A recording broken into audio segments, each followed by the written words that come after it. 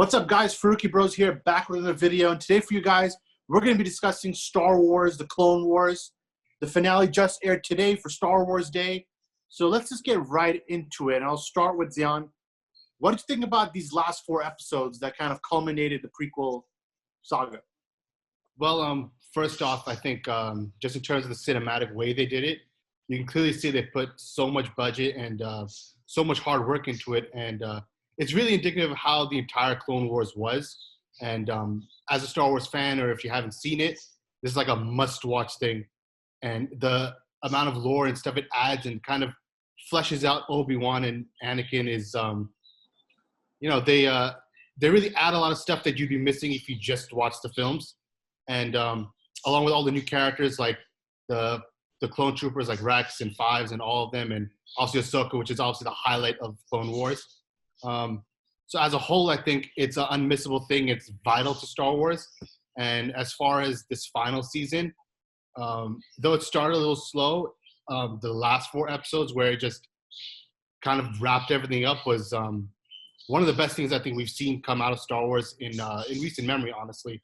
And in my personal opinion, it gave me more Star Wars vibes and a feeling than even the sequel trilogy did. And in terms of the things it tried and the things it like explained and brought together, I think it was a really good cap off for, the end of the Star Wars Skywalker era. Really? How so, Zion? Please explain. Please elaborate. Well, because the bridging with Revenge of the Sith was obviously the best part of it, and I think it's because we're all prequel stands also. Yeah, that's true. But in terms of like, they didn't just throw things out there and say, "All right, here, fans, just let's eat this up," and with no explanation. They really they didn't go so far. They kept everything. Wait, by no explanation, do you mean somehow Palpatine returned? Exactly. Somehow Palpatine returned. All right, Umar, what about you? Yeah, I think the big takeaway is the bridging was what they did really well. Samir, do you have a different opinion? Why are you laughing? Keep going. Go on. And the cinematography was good, but I think they wasted a lot of time. Like I found myself, in like different episodes, I found myself feeling like they were wasting time with like a specific thing. Like they could have made it more intertwined with Revenge of the Sith, because that's the best parts. The best parts of all the episodes were when they actually were bridging together the different pieces. I think that would be one of my criticisms, is that there's a lot of stuff happening that, like, who cares? The last episode, for example, right? We're going to spoilers? Yeah. Yeah, so the last episode, when they're like more than half the episode is just them, is Ahsoka's trying to escape the ship, which has, who cares? Like, no, I don't care. You. Well, here's the thing. Let me just jump in. It's those are essentially 2 main characters on the show. Essentially, they're the main characters. So it's really, you're finishing off their story and you're setting them off. This is a cap to Clone Wars as much as it is to the entire Star Wars. So I think my big comparison, how I would compare this show, is that it's kind of like the Toy Story 4 to Revenge of the Sith's Toy Story 3. Whereas 4, I'll tell you, bear with me. Let me sit with me on this one. Toy Story 4, in theory, is not a needed movie. It's not needed. It doesn't. 3 was the perfect ending, so why do you got to add more? But in this sense, it just kind of gives that extra bit that makes 3 better. So I think Revenge of the Sith, it doesn't need Clone Wars. I think it's fine by itself. Like, if Clone Wars didn't exist, Revenge of the Sith would still be my favorite Star Wars movie.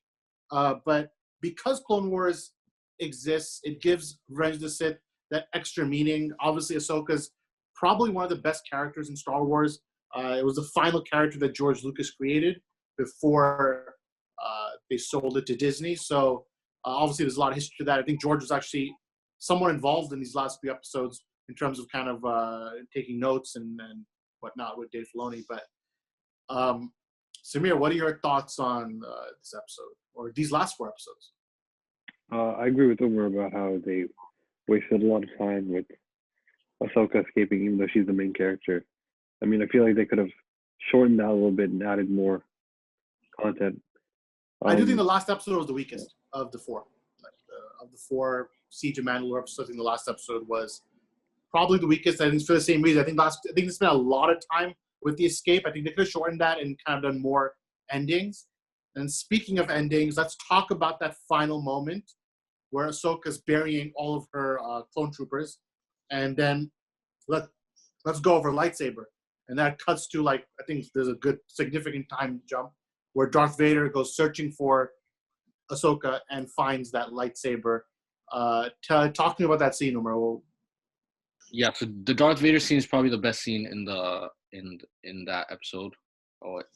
I think the way the show does a good job of feeling very much, I don't know what the right word is, but it feels like they worked really, really hard on the cinematography. Like it didn't feel like a cheap show.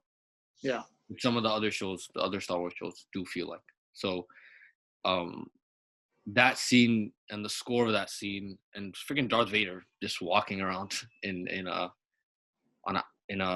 ice place or whatever. I don't know what the hell that place is, but yeah. I think the best shot of that final scene is two shots that stood out to me. The first one was Vader igniting Ahsoka's lightsaber, and then you get this shot from him from the back where he's holding, and from the side actually, where it's Vader holding like a Jedi's lightsaber, a blue lightsaber, which I think gives that callback where what's going on in Anakin's head at that point, because he's a tragic character. He's probably one of the most tragic characters on film because he lost, obviously, his mom in episode 2, then he lost his wife, and he thinks he lost his kid in episode 3, and then with this thing, he lost Ahsoka, who's like his sister, right? So that's like a lot of tragedy you're placing on the character. So when he's holding that lightsaber, you think back at the first episode of this finale where he, where the last time they met each other. So I think that's really cool stuff. I think that's what makes Star Wars special is those character moments. It's not really about all the flashy lightsaber fights or the action. That's why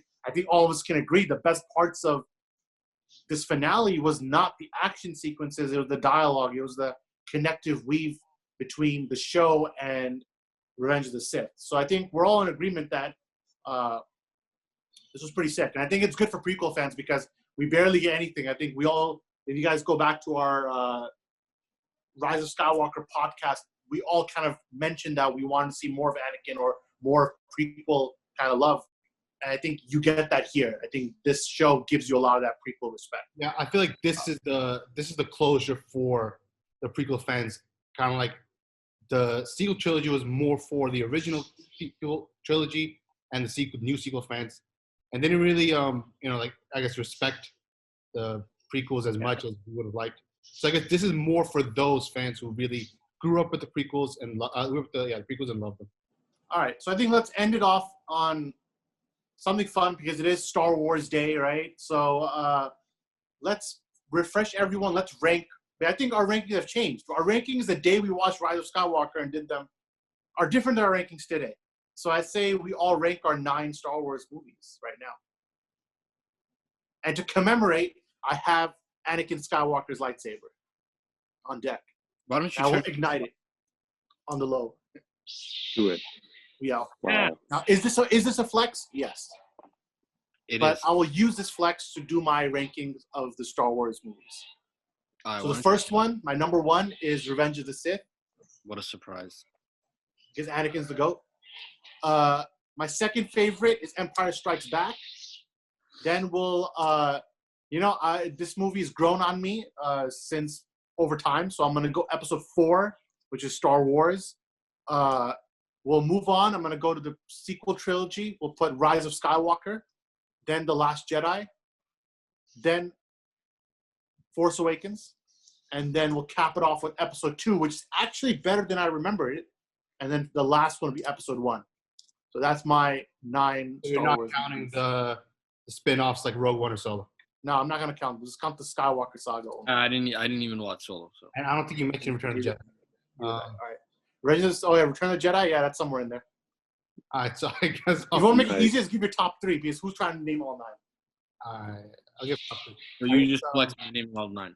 my top 3 is You guys probably can- identical with Roz's.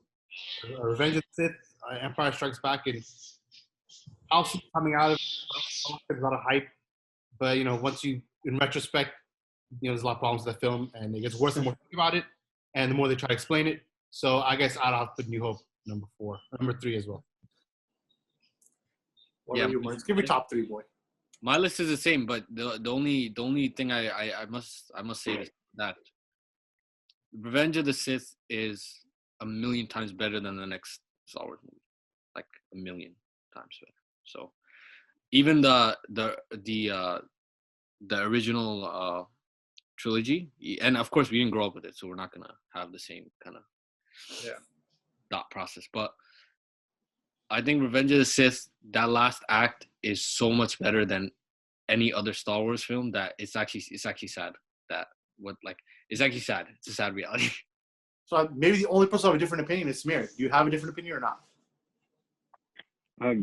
5, then 4, and then 3. I hate Samir. I feel like are the best ones, but my favorite ones are 5, 3, and 6. Sequels, boy. I mean not 6, 7 sequels. Boy, right. So where what happened to Rise of Skywalker? I don't know. I watched it again yesterday, and it was the dialogue was kind of cringy. I feel bad because that was Chris Terrio, or what we think might have been Chris Terrio.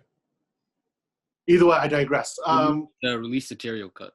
What do you guys think about Clone Wars finale? The finale, last 4 episodes of Clone Wars. Let us know in the comments. Also, give us your Star Wars rankings. We want to hear them. And if you're enjoying this new format with our faces, I know we're all in quarantine, so trying something new. Also, let us know in the comments. From myself, from Zayan, from Umar, and from Samir, this is the Faruqi Bros. We'll see you next time. Peace out.